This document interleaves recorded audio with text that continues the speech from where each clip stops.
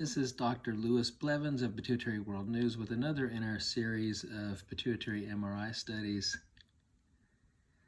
This scan shows an obvious lesion of the pituitary gland. The anatomy here is excellent. This is the sphenoid sinus. This is the carotid siphon. These two black holes here. Flowing blood has a negative or void signal on this side. This is the visual pathways, the optic chiasm, lateral ventricles of the brain. You can see this pituitary lesion as I slice through. Here's the pituitary infundibulum. It's thickened, or the pituitary stalk, I might say. And this is an example of a pituitary gland that's infected by a diffuse process that's infiltrating the gland. The pituitary is enlarged, but there's not a discrete tumor. Everything is hyper-enhancing. This patient turned out to have sarcoidosis, or what we call neuro-sarcoid, which is a very obscure granulomatous disorder. Some people think it's a neoplastic disorder. Other people think it's a response to some antigen or some other foreign substance that gets into the body. It can affect the lungs, get involved with lymph nodes, cause hypercalcemia, kidney problems, etc. About 5% of patients have isolated neuro-sarcoidosis.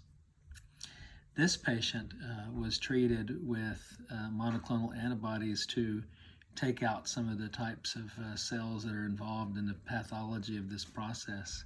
The MRI I'm showing you actually comes from, I think it's 2014. And I've been involved in her management since that time, and we saw regression of this lesion with treatment.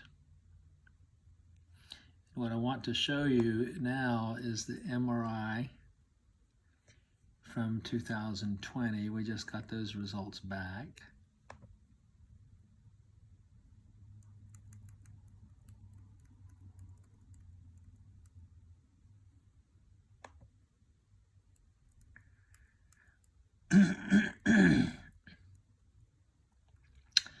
And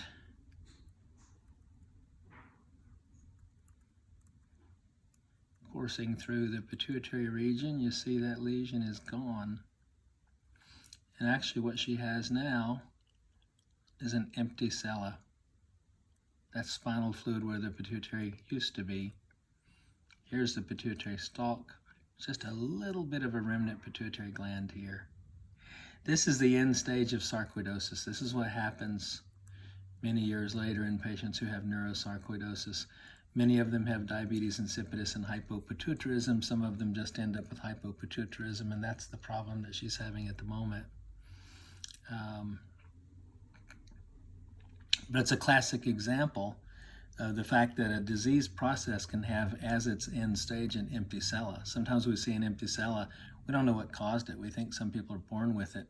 But clearly some patients have lymphocytic hypophysitis, or in this case, neuro-sarcoidosis, where the end stage of the disease process is an empty sella.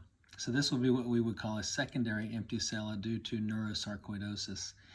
Interestingly, patients with secondary empty sella are more likely to have a hormonal disturbance, as does this patient at the moment. We're just getting ready to diagnose her probably with growth hormone deficiency and other hormone deficiencies as well.